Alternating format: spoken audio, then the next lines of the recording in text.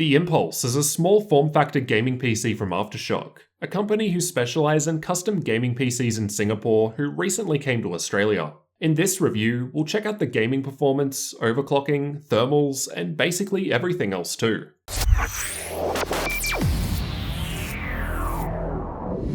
The Impulse is available with different hardware configurations. In my unit, there's an Intel i5-8600K CPU, NVIDIA RTX 2070 graphics, 16GB of memory running in dual channel, a 256GB M.2 SATA SSD, and 1TB hard drive. When ordering online, you've got the option of selecting different hardware. Check the link in the description to see what's available. For the CPU, you can select the i3-8100 up to the i7-9700K.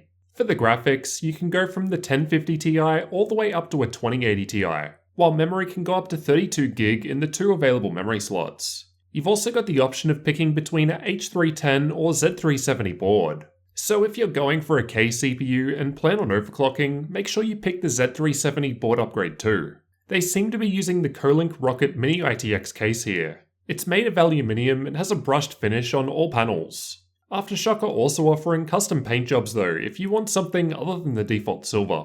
The left and right side panels have holes for airflow, and each panel can be removed by taking out the 4 screws with a Phillips head screwdriver, giving us access to the internals. The sides of the panels were a little sharp in areas, so be careful there. On the left, we've got the vertically mounted graphics card, in this case the Zotac Gaming RTX 2070 Mini. Otherwise on this side we can see the 600W power supply. On the right we've got the motherboard, and in this case an Intel stock CPU cooler. However, you've got the option of upgrading this when ordering, and I'll cover the thermal performance a bit later. I've got a H310 motherboard here, so I wasn't able to overclock the i5-8600K CPU. There is a Z370 option for $39 more though. At the top of the board there's a single M.2 slot and it's got 2 memory slots. There are 2 2.5-inch drive bays found below the case, and they simply slide out. For I/O on the back of the motherboard, we've got HDMI, DisplayPort, and DVI for using with the Intel CPU graphics, as well as 2 USB 2.0 Type-A ports, PS2 port, Gigabit Ethernet, 2 USB 3 Type-A ports, Wi-Fi antenna, and 3.5mm audio jacks. On the 2070 graphics card, there are 3 DisplayPort outputs, HDMI, and DVI port, though all of this will vary based on the motherboard and graphics selected.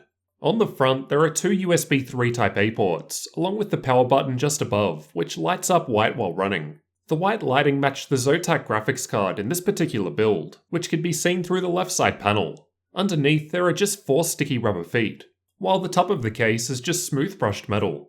Now let's look at the thermals. Testing was completed with an ambient room temperature of 26 degrees Celsius, a bit warm as it's summer here at the moment. Testing was completed with the side panels on. However, results will of course vary depending on hardware selection. Starting at the bottom of the graph, I've got the idle temperatures, and it was running fairly cool and quiet, no problems there. I tested gaming with Watch Dogs 2, as it uses a good combination of CPU and graphics, and both were around 80 degrees Celsius, not too bad. I wasn't able to boost the fan speed of the stock Intel cooler, so instead went with a -0.1V undervolt on the CPU. And I maxed out the fan of the graphics card while overclocking it by 200MHz with MSI Afterburner. By doing this, the CPU temperature lowered by 4 degrees, and the graphics temperature rose by 5 degrees from the overclock, despite the boosted fan speed. The stress test results are from running the AIDA64 stress test and Heaven benchmark at the same time, in order to try and fully utilize both the processor and graphics in a worst case scenario. Continuing up the graph, at stock, both CPU and GPU are in the mid-80s, and by undervolting the CPU and overclocking the graphics again with the fan maxed out, the results basically swap. These are the average clock speeds for the same tests just shown. The 200MHz graphics overclock and fan boost is giving us a nice improvement. We'll see how this affected gaming performance a bit later. The CPU clock speed was the same regardless. It was sitting at a 60W TDP at stock. No thermal or power limit throttling, so it was able to achieve its 4.1GHz all-core turbo speed no problems, even with the Intel cooler. Again, I wasn't able to overclock the 8600K as my unit didn't have a Z370 motherboard. As there was no way to modify the CPU, the Cinebench test was pretty boring. No way to improve performance, as it's already performing as best as it can here. As for the fan noise produced by the system, I'll let you have a listen to some of these tests.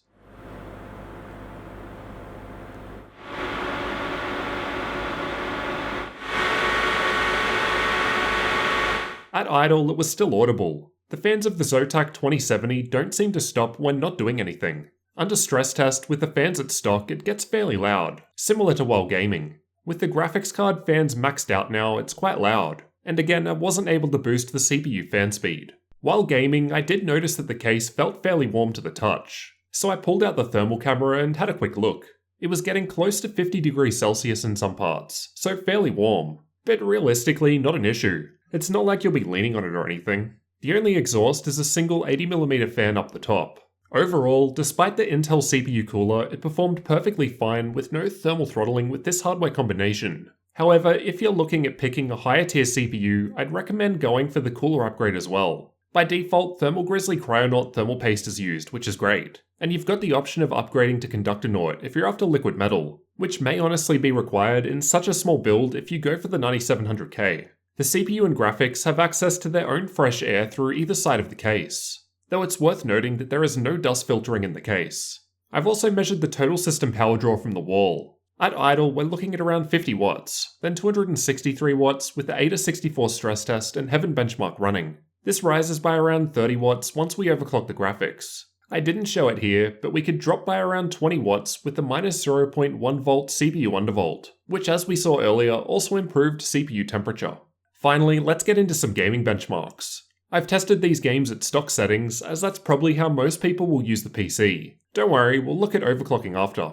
I've tested at 1080p, 1440p, and 4K resolutions at all setting levels, so we can really see what this hardware is capable of. Let's start out with Battlefield 5, which was tested in campaign mode, as that can actually make use of RTX, which our 2070 supports. At 1080p, it was kind of playable at ultra and high settings. Not excellent, I'd definitely be sticking to medium or low settings. But even there, the 1% lows weren't great. Personally, I'd stick to RTX off, at least with this hardware. Ultra settings with RTX off looks nicer than medium settings with RTX on in my opinion, and it performs way better. Stepping up to 1440p, RTX on is still able to average 60 FPS with the 2070 at medium settings or below.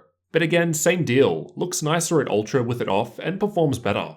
At 4K, you're not going to want to bother with RTX on at all here. Even the 2080 Ti struggles with it at 4K. And low settings with RTX off were required for a solid 60 FPS.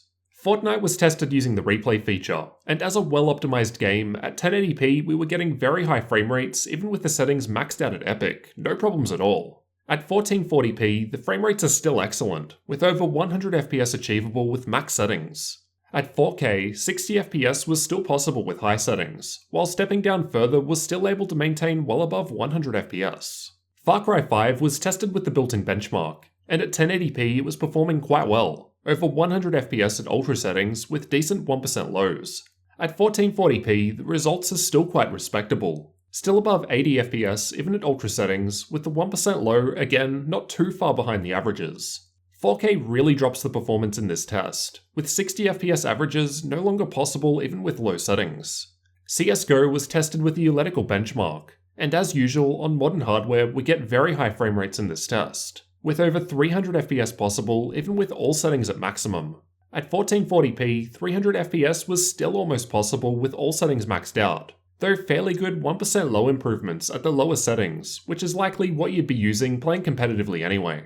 4K was still playable, with almost 300 FPS achievable with the settings on minimum. Rainbow Six Siege was tested using the built-in benchmark, and as another pretty well optimized game, we were seeing very high frame rates in this test, running very nicely even at ultra settings at 1080p. At 1440p, the results are still quite high, with 100 FPS reached with ultra settings with 1% low that's still quite high. The 1% low results at 4K are still quite decent, so not many dips in performance, and the average frame rates are still decent too, with above 100 possible at high settings. PUBG was tested using the replay feature, and at 1080p, as usual, there wasn't too much of a performance difference seen between the different setting levels, with over 100 FPS at ultra settings. At 1440p, there wasn't much change at the lower settings, but the high levels drop back as the hardware gets put to work, with 100 FPS averages still possible at high settings. Not sure why you'd be playing this game at 4K if you're actually after the chicken dinner, but with very low settings it was still going alright, with the 1% low still above 60 FPS. Shadow of the Tomb Raider was tested using the built-in benchmark, and at 1080p, even with the highest settings, 100 FPS was only just out of reach.